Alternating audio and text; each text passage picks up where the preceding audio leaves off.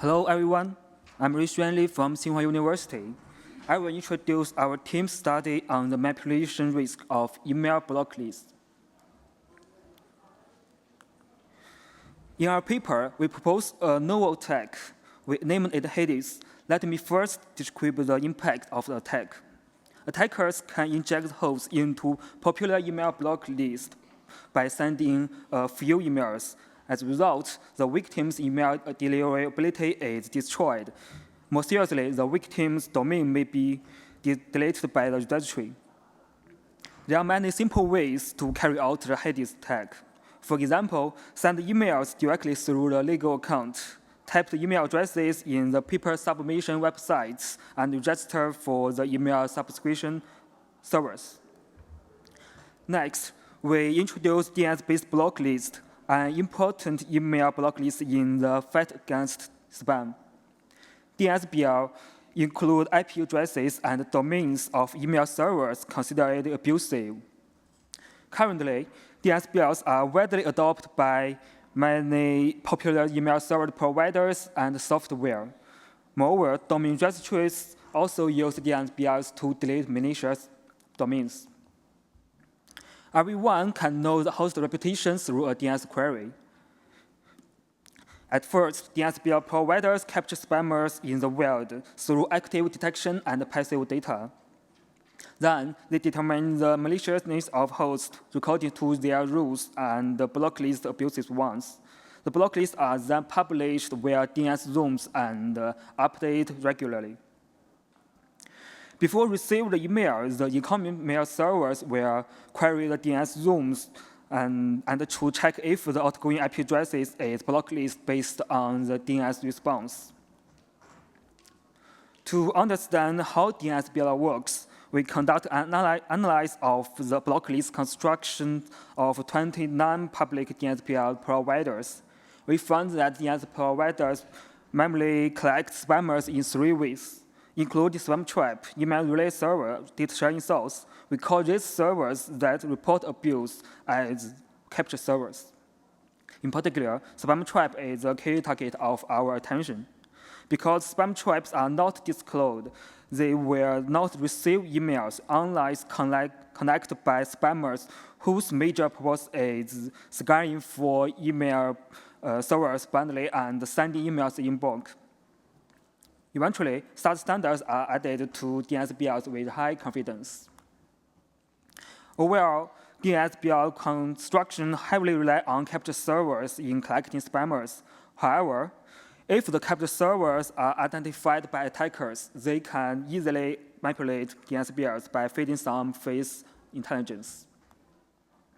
In our paper, we report the HADES attack, where non-abusive email servers can be injected into DNSBLs by attackers.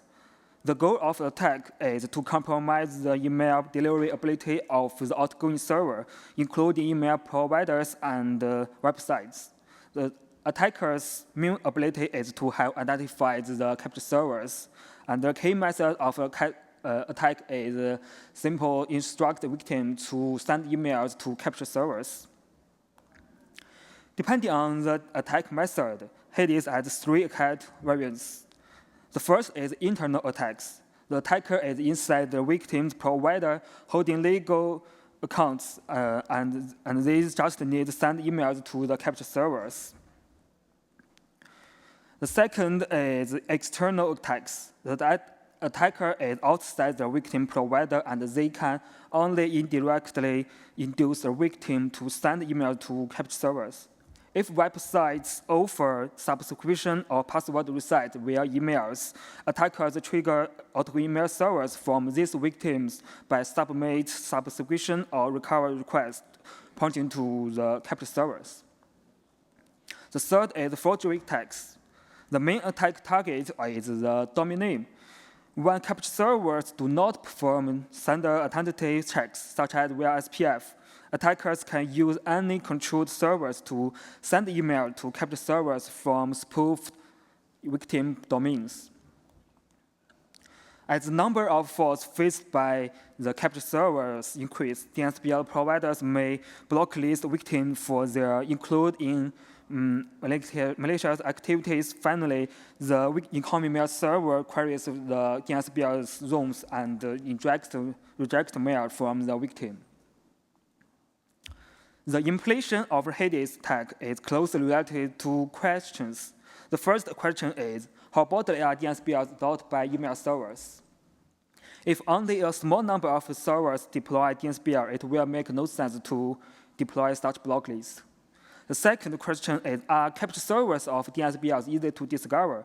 If capture servers can be discussed well, it is difficult to the attacker to manipulate DNSBLs. We first measure the development of DNSBLs in the real world. Consider the risk of large-scale active delivery emails. We use passive data to analyze the development. Our key observation is that domains with DNSBL adopted inform outgoing servers of the DNSBL hint via bounce messages. Therefore, we collaborated with Comail, a large email provider, to obtain 200 bounce messages with 15 months and then match DNSBL provider names in the bounce messages.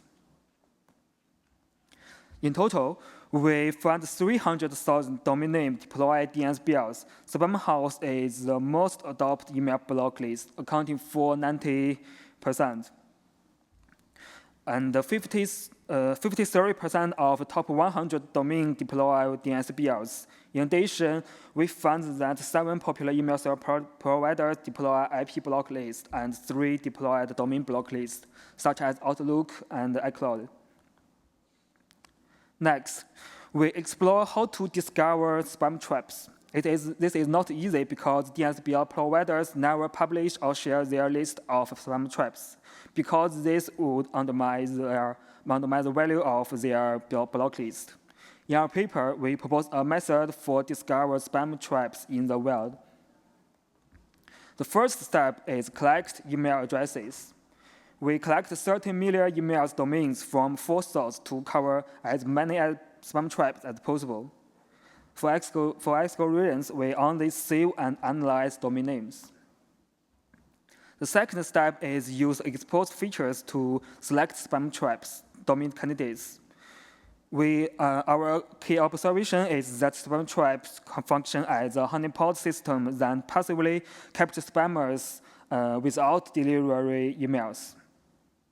Therefore, spam trap usually accept all emails and do not send emails. We receive domain names that meet all features as spam trap domain candidates. The above process only involves DNS record query and sending email to non-exist emails, so ethical risk can be controlled. The third step is verify spam trap domains. We collect active send emails to different domain candidate sites. If the sender IP addresses hints the DNSBL, the candidate site is narrowed for further detection until the accurate spam trap is found. To avoid ethical risks, we carefully select only 21 domains for active detection. Through the above process, we found that the spam trap of the 14 DNSBL providers can be easily identified. We can filter out 99% of email addresses through our proposed features. In particular, we found 14,000 spam trap domains of Spamhaus. Next, we explore the effects of the manipulating DNSBLs. We send emails at a rate of 1 per second. Our IP addresses are usually block lists within 2 hours, and domains are usually more than 6 hours. In particular, it takes only 3 minutes to inject IP address into Spamhaus block list. Furthermore, Spamhaus do not strictly verify sender identities, so attackers can inject spoof domains for the delist cost. Blocklist hosts usually delist automatically after 7 days, but 5 DNSBL providers do not support early delist. Theoretically, HADES tag could affect all IP addresses of outgoing mail servers and any domains. However, particular considerations remain, including 2 questions: whether DNSBL can provide mislisting of popular servers, whether existing security protection are effective against HADES. It is illegal to blocklist the provider's mail servers. So we use the blocklist history skill to infer the attack surface of the HADES. Email servers that have historically been blocklisted must be not in a long list, so they can be injected into DNS bills. We monitor whether the outgoing servers of Adobe top 1,000 domains within 2 months are blocklisted. The results show that 70% of outgoing servers can be listed in DNS bills, such as Hotmail, Gmail, and Yahoo. We also present some consideration for attacking popular emails victims. We found that the number of outgoing servers of popular email providers is also limited. It is feasible for an attacker to destroy the email delivery ability of popular providers. Furthermore, email subscription and password reset are the default function of many important websites.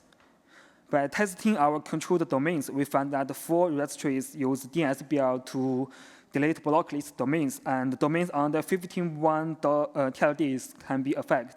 As a result, HADES can cause the victim domain to disappear from the internet.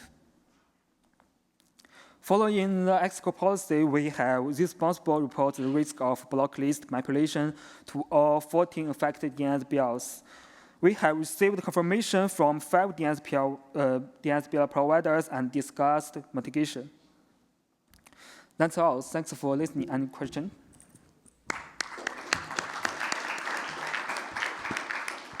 Thank you. We have time for 2 questions.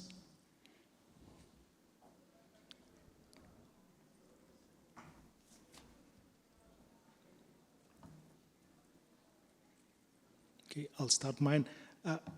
Can you briefly mention what mitigation did you think about? You talk about mitigation in the paper, right?